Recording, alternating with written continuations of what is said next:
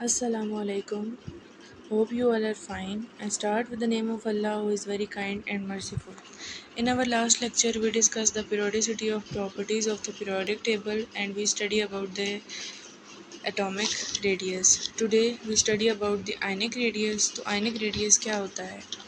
Ionic radius हमारे पास distance from the nucleus to the outer edge of the electron cloud in the charged ion. अगर मैं इसी चीज़ को आसान वे में करूँ तो मैं ये कह सकती हूँ कि एक आयन का हम डिस्टेंस ले लें न्यूक्लियस से लेकर उसके आउटर मोस्ट शेल तक, तो उसको डिस्टेंस को हम कहते हैं आयनिक रेडियस।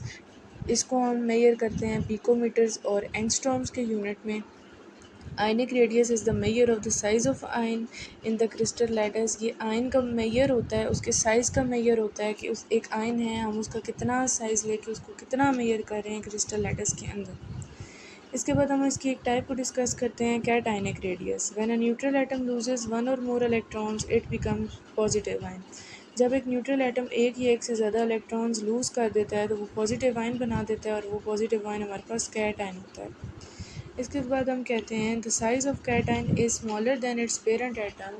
जो कैटायन का साइज़ होता है वो अपने पेरेंट एटम से स्मॉलर होता है। अगर एक हम बड़ा एटम ले लें, ठीक है, और फिर उसका एक कैटायन हो, अगर हम उन दोनों को कंपेयर करें तो जो कैटायन होगा उसका साइज़ स्मॉलर होगा। क्यों होगा?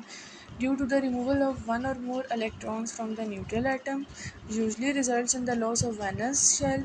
Removal of the electron causes an imbalance in the proton-electron ratio due to the greater attraction of nuclear charge. Remaining electrons of the ion are drawn closer to the nucleus.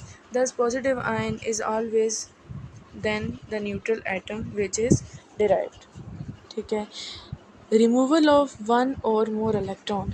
अगर हम एक या एक से ज़्यादा इलेक्ट्रॉन निकाल लेते हैं किसी भी न्यूट्रल एटम में से, तो उसका मतलब ये होगा कि उसके वैलेंस इलेक्ट्रॉन में से इलेक्ट्रॉन निकल गया, वैलेंस शेल में से निकल गया electron. Removal of electron causes an imbalance. जब हम इस तरह इलेक्ट्रॉन निकाल लेते हैं तो उसके बाद फिर जो इलेक्ट्रॉन और प्रोटॉन का रेशियो फिक्स हुआ होता है उसमें भी इम्बैलेंसिंग होती है, और ज़्यादा न्यूक्लियर चार्ज की वजह से जो पीछे इलेक्ट्रॉन्स होते हैं वो न्यूक्लियस की तरफ अट्रैक्ट होना शुरू हो जाते हैं। इस वजह से पॉजिटिव जो आयन होता है यानी जो कैट आयन होता है उसका साइज़ स्मॉलर हो जाता है न्यूट्रल एटम से।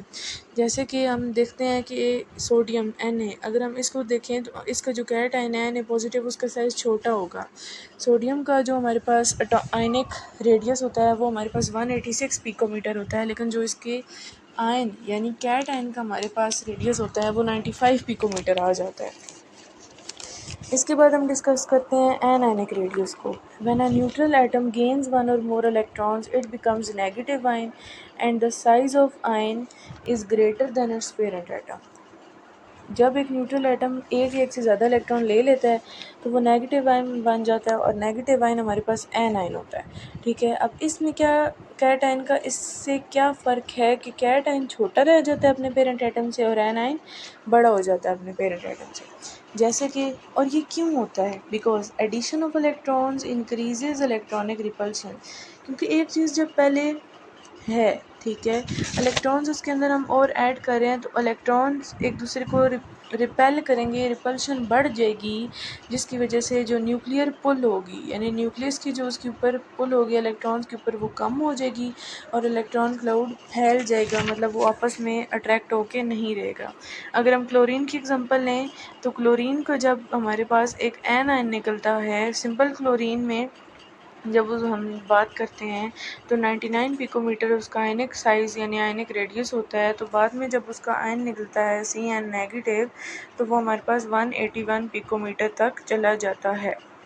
इसके बाद हम डिस्कस करते हैं periodic trend of ionic radius. अगर हम आयनिक रेडियस के पीरियोडिक ट्रेंड को डिस्कस करें तो पीरियड के गिर्द कैट आयनिक रेडियस डिक्रीज़ कर जाता है न्यूक्लियर चार्ज के ज़्यादा होने की वजह से और इलेक्ट्रॉन क्लोज आ जाने की वजह से।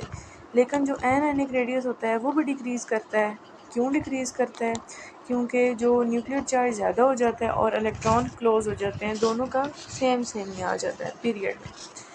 उसके बाद अगर हम डाउन द ग्रुप बात करें तो बोथ एन आयंस और कैट आयंस बढ़ जाते हैं साइज़ में, ठीक है, जब हम डाउन द ग्रुप मूव करें। क्यों? क्योंकि शेल नंबर बढ़ जाते हैं और शेल नंबर बढ़ने की वजह से जो डिस्टेंस होता है न्यूक्लियस और वैलेंस इलेक्ट्रॉन्स के दरमियान ज़्यादा हो जाता है और ये अफेक्ट होता है न्यूक्लियर चार्ज का। क्योंकि न्यूक्लियर चार्ज बढ़ जाता है, तो न्यूक्लियर चार्ज के बढ़ने की वजह से उसके अंदर जो उसके वैलेंस इलेक्ट्रॉन्स और न्यूक्लियस के दरमियान अट्रैक्शन होती है वो भी बढ़ जाती है। ये था हमारा आज का लेक्चर। अल्लाह हाफ़िज़।